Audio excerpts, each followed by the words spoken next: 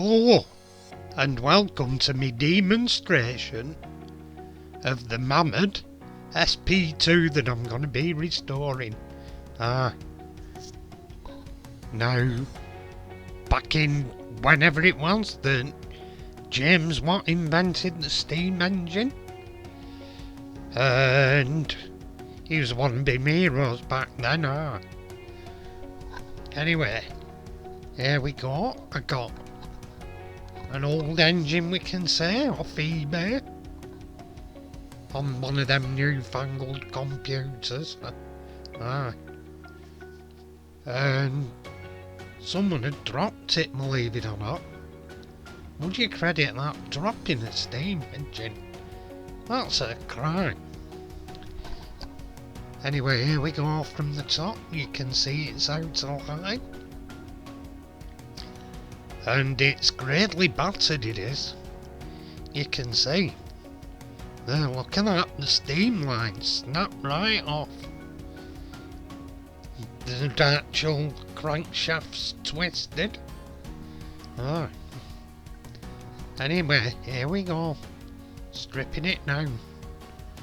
Took a morning of me efforts. Saved going up chimneys for a living though, I've got to admit. Anyway, here we go, drilling out the rivets. Takes some doing that, you know. I mean, it's not as hard as the old Lancashire boilers, but it's still pretty tricky. And here we're just taking off the sight glass. So we can see, you can see in that one, you know. We weren't seeing in through it. And there we go, I emptied some water in, because I'd previously steam tested it before I started it. I did the repairs first before I stripped it down. And they're fascinating things, you know, these steam engines. All that power from just a bit of fire and water, you know. Hey, flipping heck. I mean, they used to travel passenger trains about and that.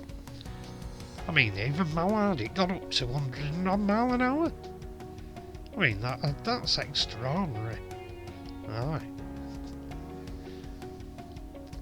Anyway, here we go. We're taking the rivets out that I've drilled out, because we don't want them being stuck in boiler, you know.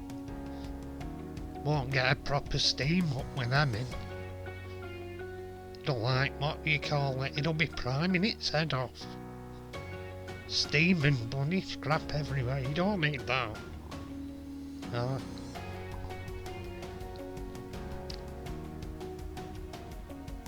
there we go, taking all the parts down. I've got it to one side there, and there we go, we just, what would have been the boiler house, you know. Fascinating things. I remember in old mills near us, I remember looking at the engine house, you know. And it were an amazing place, all tiling on the inside. They were fantastic to look at. I mean, the Victorians, they really made stuff, you know, to last, and so decorative. It was outstanding. It weren't just like breeze blocks today, you know. Anyway, here I've got the caustic soda out, and I've got the boiler in there to get the paints off, and gets the paints off, and I don't know whether it's actually descaled it. It used to be a profession that, you know, I've done a bit of it when I've been out maintaining the steam engines in places. Boiler descaling. A lad I know, right, from our neck of woods, Mike Harding, he used to be a boiler descaler, you know. But a lot of the time you just saw him going around on his Alsatian dock. He was an odd lad, that was, you know. Aye. Anyway, here we have, there we have the boiler. Nicely polished. And here I'm taking the paint off. Getting it back to bare metal. Get the old paint off. Ready for a good spray and getting some nice finish on it. You know, it's always worth taking that extra bit of time. So you get a good paint job, you know. Because it's amazing how they can come up. They look so beautiful in a right nice coat of paint. Aye. And here, I'm taking the sticker off. Because we don't need that stuck on now. It's all worn off and looking ugly. It's just simple things like that, you know, taking paint off here. Stopping it looking tatty. I mean, you don't know why you bother spending time, you know, half the time, because you do all this work and they look mint, then you run them the first time, and half of it's burnt off and everything. It's a sort of counterproductive hobby, you know. And here we are, we're giving it a nice coat of red. Back to its Mamod base colour. Looks good. None of that scabbiness and everything, it's back as it was in the shop, you know. When somebody saw it in the shop window and thought, hey, that's greatly, you know, I'm having a bit of that. Anyway, here we go, putting rivets in. Riveting it back together, you know. And putting it back on base. Great stuff, you know, getting it back to base. It's a great feeling, this, you know, when you've done all the hard work and you've got all the crap off. And you go back and you go, bloody hell, I've got all that off now. And it's all painted up and you're starting to assemble it. You can see the fruits of your efforts, you know. It's absolutely smashing feeling, you know. It's better than Guinness.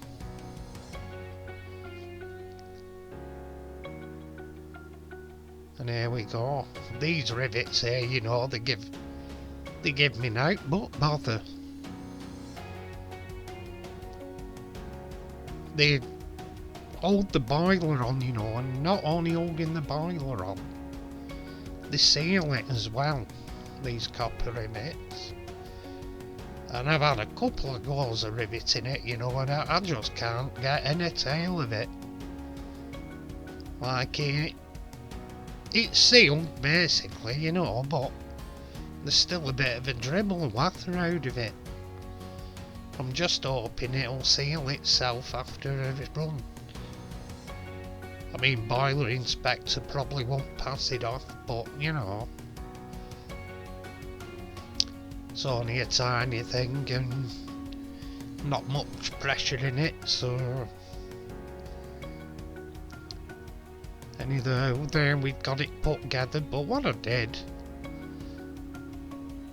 here what we're doing is we've got a sight glass, you know, and I've seen some people, I think they've put these sight glasses in with the paper still on.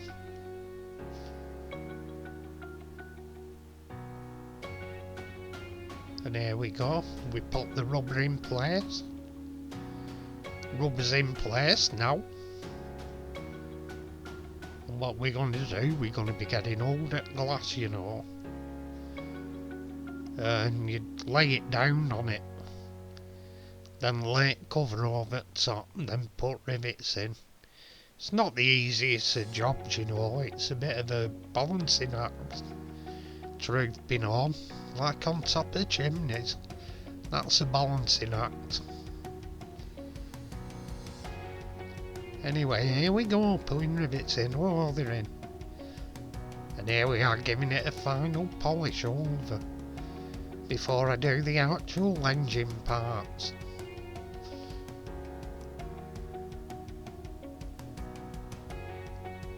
Here we go. Put the Mamod badge back on with pride.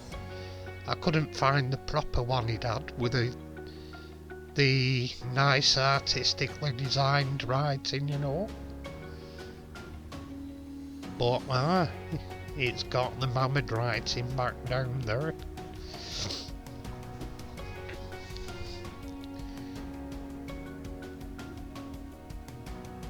Now then, what we did here, I give it a bit of I wrap cling film round it, you know, just giving it that bit extra.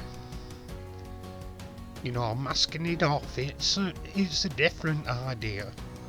Rather than tapes and paper, you just wrap it in this like newfangled plastic cling film. Does an excellent job, you know.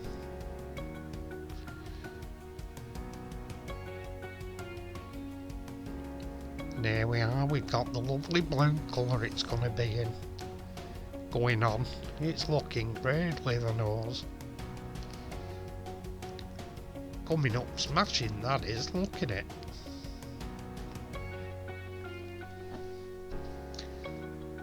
I did actually think about doing some lining on it, but I thought for the type of the engine, it's a bit over the top, that is, you know. And there we go, pop riveting the engine mount to it. That's always a good part of it, when you get crankshaft on, you know, and the flywheel, it's getting quite close to completion then, and you're pretty proud of yourself, you know. All your hard graft and everything, it's coming to fruition. It's not like putting an epoxy engine in a little light Ford Fiesta. This is proper hard engineering, you know. When men were men, and whippies were quick. There we go, look at that, that's beautifully balanced, that is. And straight again after its escapades bouncing off floor the nose. Look at that, wonderful. You don't get much better than that. Victorian engineering at its finest, you know. And anyway, here we're giving the brass a final bit of a polish on the cylinder, so she looks your best, you know. Going out up and down roads.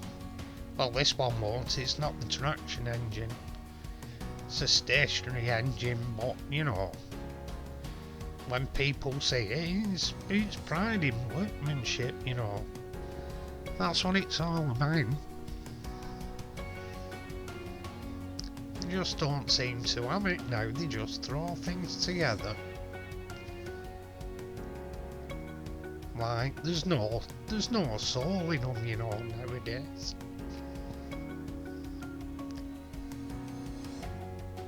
There we go, I'm just assembling it I'm assembling it, you know, with some machine oil.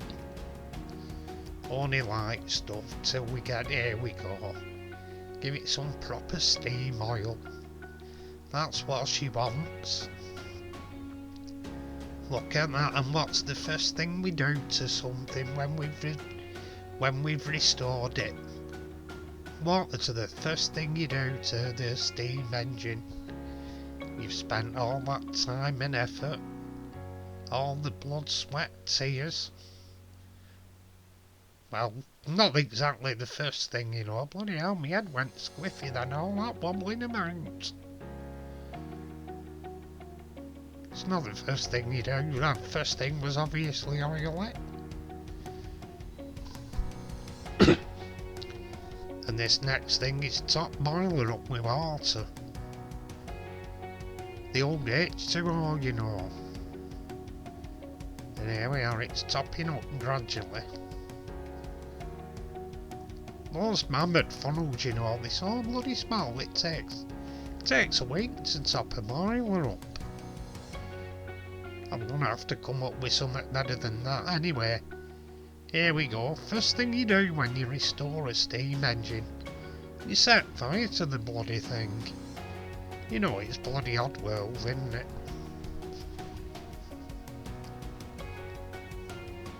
Anyway, in a bit we'll have a test run. Just give it a bit to make up the steam. And she'll be